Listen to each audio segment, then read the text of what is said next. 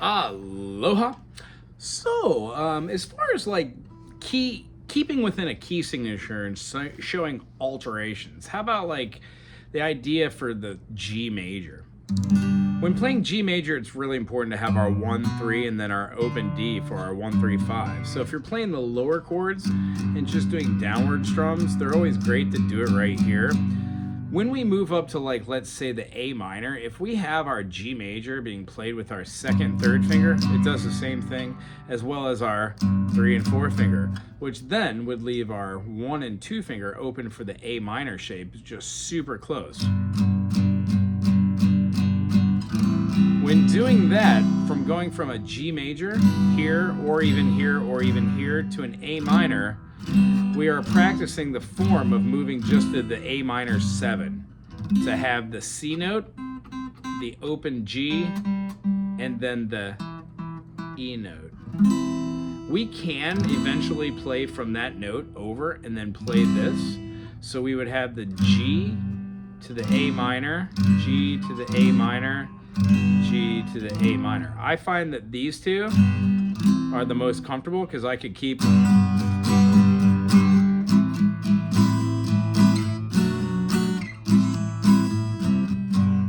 that would require being able to do a bar chord and going back and having that. If you're not going to be doing any bar chords up the fret, no worries then.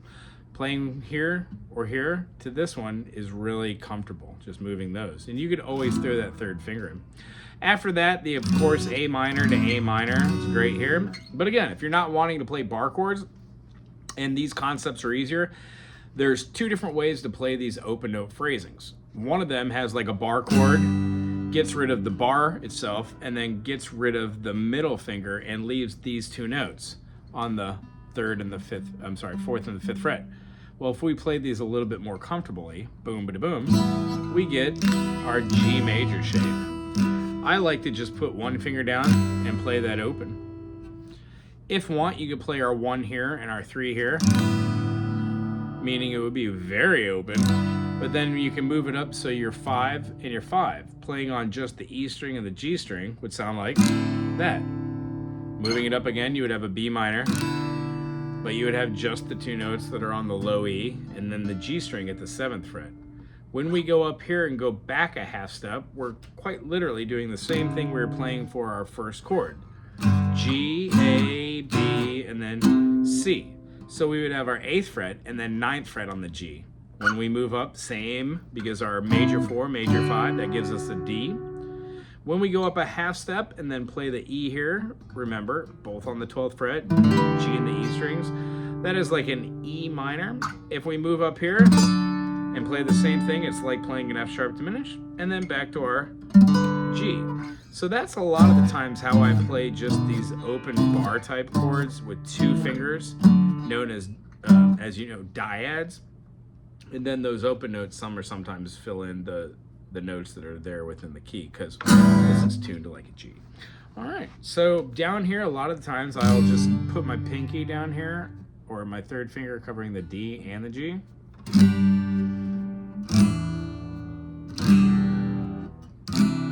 That's how I get through the first couple. G major, A minor, or A minor 7, throwing just the B and keeping these.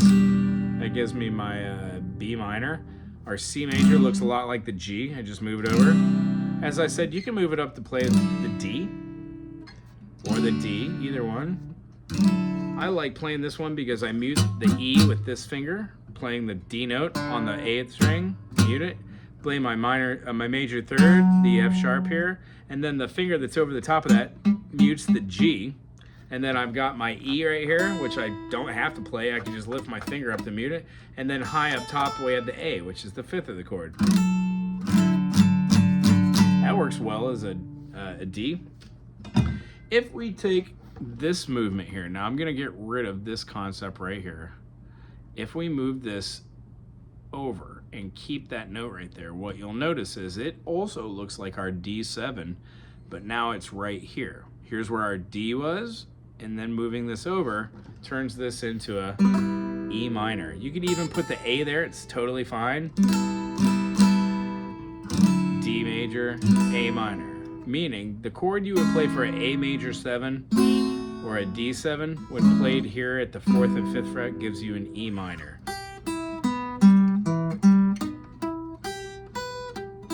Those are our arpeggiated notes. But these are notes that are kind of close to each other and make sense when moving them around. And then lastly, we have our F sharp diminished. I just played these 3 notes in a row, 2, 3, 4 on the E string, A string, and then the D string. You could also do 3, 4, and then 5, or up top, either one. 3 note variables works. 4, 5, 7, 5, 7, 8. But that's a little bit more above and beyond as far as melody lines.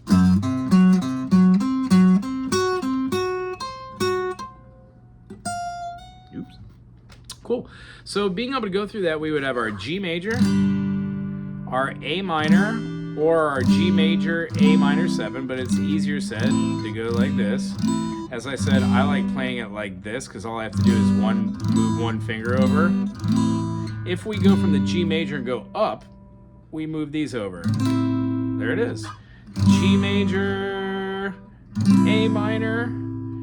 If we go back and just keep the fingers here on the B and the D, that's how I like playing the B minor, or all the way up top here, as we said, B minor, C major, D major, E minor, and then that F sharp diminished, we could play any of these, or what looks like a D major at the 4th fret, right below it, leaving the E open.